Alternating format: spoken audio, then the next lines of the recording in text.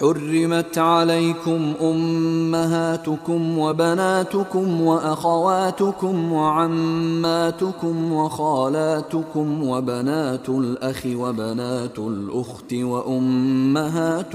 اللاتي أرضعنكم وأخواتكم من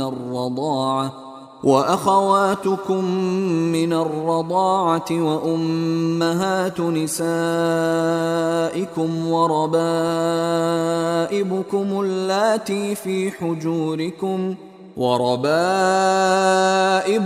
اللاتي في حجوركم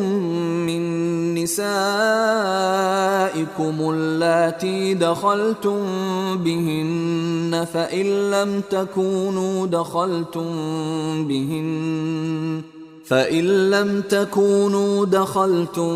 بهن فلا جناح